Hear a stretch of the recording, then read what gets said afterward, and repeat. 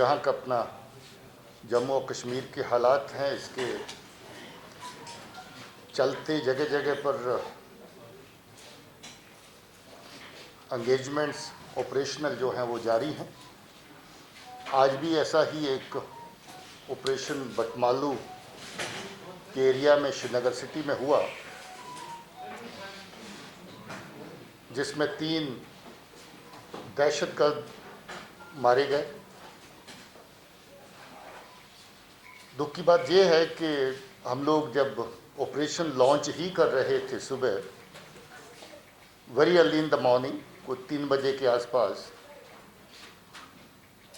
उसी वक्त हमारी पार्टी फायर के नीचे आई और अनफॉर्चुनेटली उस फायर के दौरान एक हमारे डिप्टी कमांडेंट सीआरपी की तरफ से, जो सीआरपी टीम को केओटी को लीड कर रहे थे, उनको गोलियां लगी, जख्मी हैं, बेस हॉस्पिटल में हैं।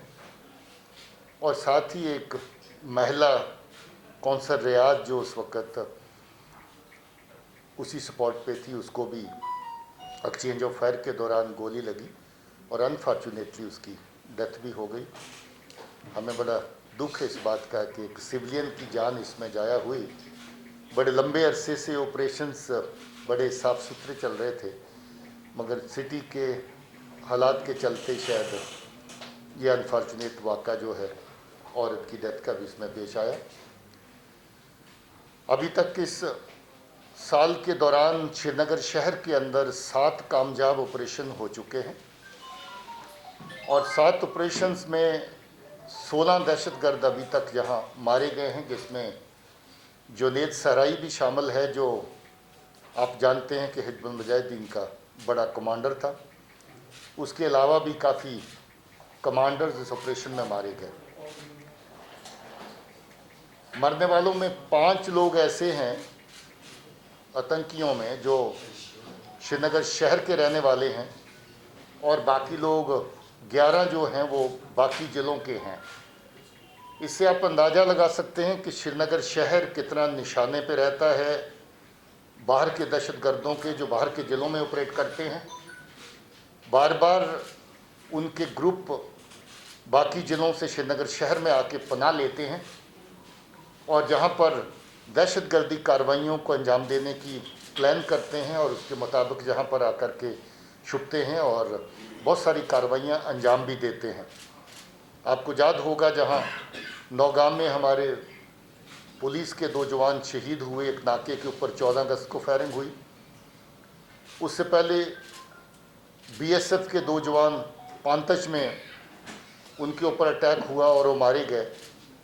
इसके अलावा पंथा चौक में हमारे नाके के ऊपर फायर हुआ, जिसमें हमारे जाबाज बहादुर जो एसओजी के हमारे बहुत पुराने मेंबर थे, उनकी डेथ हुई, मगर जवाबी कार्रवाई में 3 दहशतगर्द उसमें भी मारे गए। जिस साल कुल मिलाकर के अभी तक बड़ा कामयाब साल है। अमन व अमान के ख्याल से अगर देखें तो बहुत हद तक 19 के मुकाबले में 20 का साल हर पैरामीटर के ऊपर ज़्यादा बेहतर दिखाई देता है।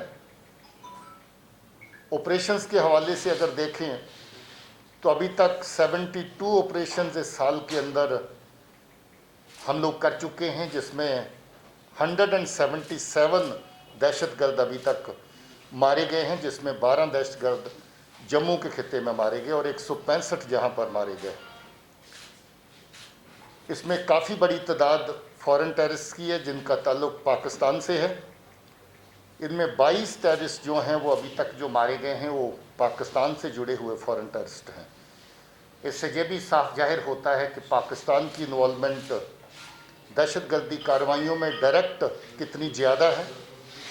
ख़ासतौर पे जैश और लश्कर के बीच में जो आतंकी काम करते हैं, दहशतगर्द काम करते हैं, उसमें काफ़ी बड़ी तादाद जो है पाकिस्तान से भेजे हुए उनके अपने दहशतगर्दों की है। मैं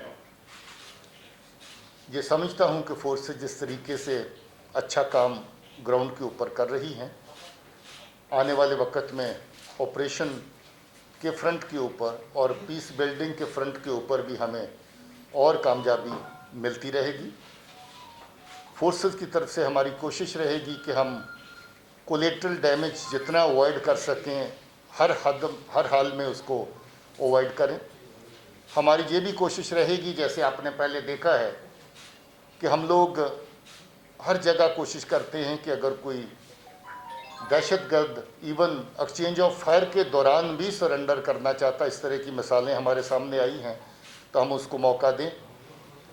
बहुत सारे मौके ऐसे दिए भी गए। और हमारी ये भी कोशिश है कि अगर कोई नौजवान बच्चा गलत रास्ते पे चला गया है उसको वापस लाएं। इसकी एक नहीं बल्कि बहुत सारी मिसालें हमारे पास पहले से हैं। बहुत सारे बच्चे वापस लौटे हैं, ख़ासतौर में साउथ कश्मीर में। उनका जिक्र हम ज़्यादातर नहीं करते क्योंकि उनकी अपनी सुरक्षा, उनकी अपनी सेफ्टी का सवाल रहता है, मगर 20 के करीब ऐसी तादाद लोगों की है जो दहशतगर्दी ज्वाइन करने के बाद भी वापस लौट करके अपने परिवार के साथ फिर से मिले हैं। मैं फिर से अपील करना चाहता हूं नौजवान बच्चों को भी कि वो गलत रास्ता अख्तियार ना करें, क्योंकि आपका गलत रास्ता न सिर्फ आपको ख़तरे में डालता है बल्कि हमारे समाज को, हमारे माशरे को, हमारे लोगों को ख़तरे में डालता है। जहाँ जहाँ दहशतगर्द की गोली पहुँचती है, बंदूक पहुँचती है, जहाँ जहाँ दहशतगर्द का ग्रेनेड पहुँचता है, वहाँ जान माल का नुकसान किसी न किसी सूरत में ज़रूर होता है।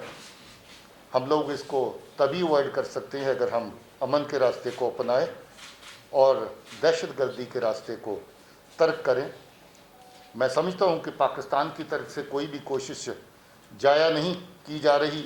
जहां भी वो हमारे लोगों को वर्गला सकते हैं, हमारे नौजवान बच्चों को गलत रास्ते पे डाल सकते हैं, वो हर तरह की कोशिश करते हैं। नई नई तंजीमें खड़ी करने की कोशिश फिर से हो रही है। अल बदर को फिर से ज़िंदा करने की बात हो रही है। PAFF जैसी तंजीमें नहीं आ रही हैं।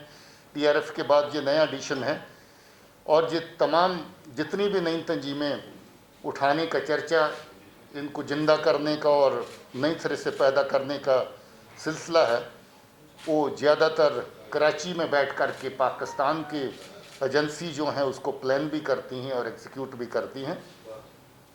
हम सख्त मजम्मत भी करते हैं इस तरह की कार्रवाइयों की और हम समझते हैं कि हमारे बच्चों का जो अपना हक है अपने आप को बिल्ड करने का, अपने कैरियर्स को बिल्ड करने का, अमन और शांति में रहने का, हमारे लोगों का जो हक है, उसके साथ बहुत बड़ी हद तक इंटरफेरेंस जो है पाकिस्तान और उसकी एजेंसीज़ की तरफ से होती है। मैं फिर से जो हमारी महिला जिसकी जो रात वाले ऑपरेशन के दौरान एक्सचेंज ऑफ फायर में डेथ हुई, उस पर खेद व्यक्त करता हूँ।